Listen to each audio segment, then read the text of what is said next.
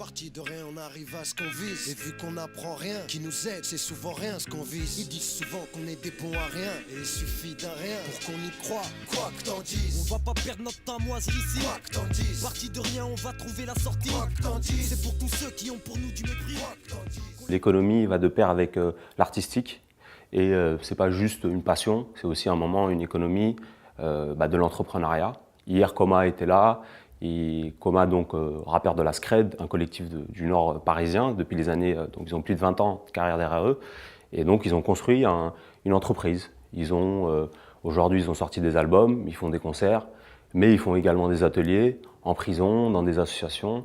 Ils ont un festival, ils ont un site internet, ils ont une boutique physique depuis 2014. Donc ils ont tout ça. Donc c'est voilà, le rap c'est pas juste wesh wesh. C'est un moment, c'est wesh et on réfléchit.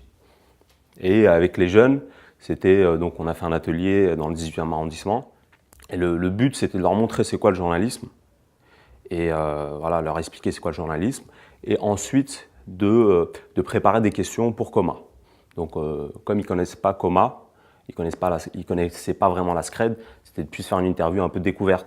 C'est qui Coma, c'est quoi la Scred, et ils ont réfléchi à des questions et moi j'étais très content quoi, de la production, et ils sont très vifs, donc ils savent, ils connaissent bien le rap, ils avaient des bonnes questions.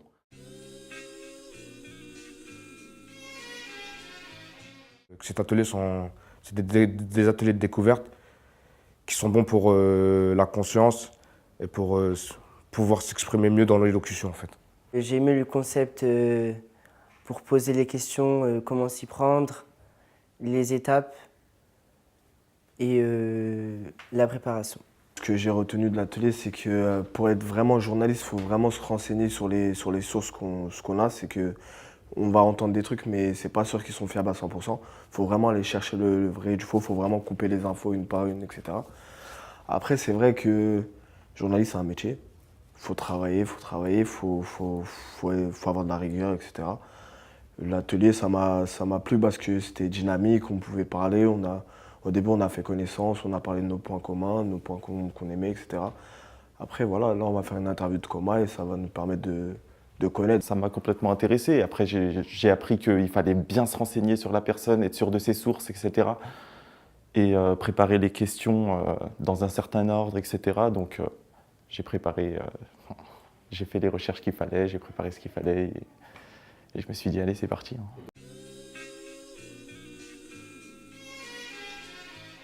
Tu veux que je me définisse en quelques mots? 10e dan, ceinture noire, maître Shaolin du verbe. Voilà. Du rap, j'en faisais déjà à l'école. Parce que j'étais un tchatcheur, j'étais un vanneur. Quand je disais une phrase dans ma classe, tout le monde rigolait. Le prof me disait, monsieur, vous sortez. Tu vois, j'étais déjà un MC. Avant d'être MC. Et en parallèle de cette culture hip-hop que je commençais à connaître par le graffiti, eh ben, j'ai évolué dans l'art de la tchatch. Et logiquement, naturellement, les années 90, est arrivé le hip-hop, le rap français. La voix de la banlieue, la voix de l'immigration, on n'avait pas ça. Avant tout ça, j'ai fait des petites recherches et j'ai vu que tu étais né à Chambéry. Exactement, entre Chambéry et Turin, Torino, tu connais la Juve, le Juventus, hein. Ouais, je suis né à Chambéry le 19 novembre, le jour du 1000e but de Pelé, tu vois. C'est l'histoire de faire mon entrée dans le monde. Et à l'âge d'1 mois, j'étais à Barbès, tu vois. Donc j'ai juste eu le temps de naître. Donc c'est comme ça que tu t'es retrouvé dans le 18e en fait. Ouais, avec ma mère. Donc j'ai tout de suite été là. J'ai même pas eu le temps de respirer vraiment l'air pur, tu vois. Le pire, je le laisse pour le privé. Le meilleur, c'est ce que j'ai essayé de faire dans mes raps. J'ai raté à l'école, mais en écriture dans le rap, j'ai essayé de me donner à fond. Ce que j'avais raté dans la vie, j'ai essayé de le réussir artistiquement.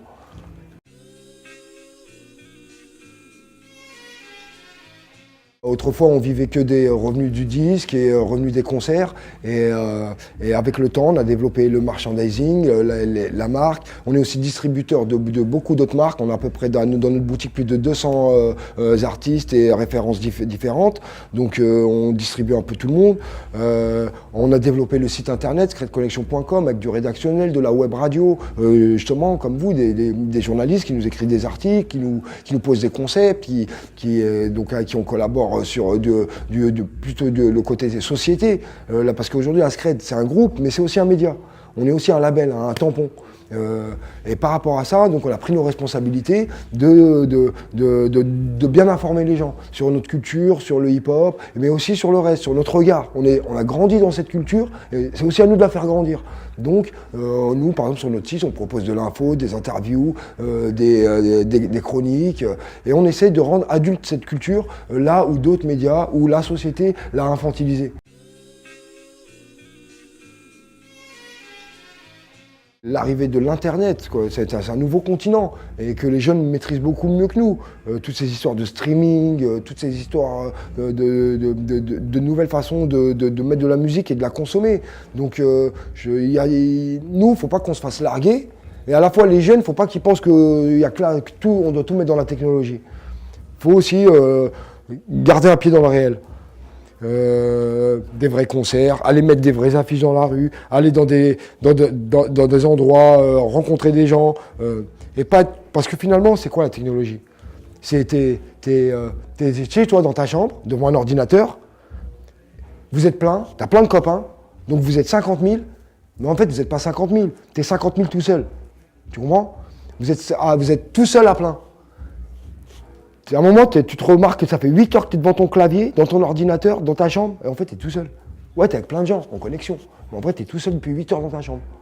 Et c'est ça que ça a créé aussi l'Internet. Le danger, c'est de naître sur Internet et de mourir sur Internet. Tu as vu, je connais des artistes qui ont une carrière, elle a duré 2 ans, 3 ans, tu les as vus sur Internet, et même pas 3 tours après, ils avaient disparu parce qu'il y a un nouveau groupe, un nouveau truc qui est arrivé. Donc c'est ça le danger aussi. Après, et ceux qui sont bons vont durer, quel que soit le rap, quelle que soit la génération.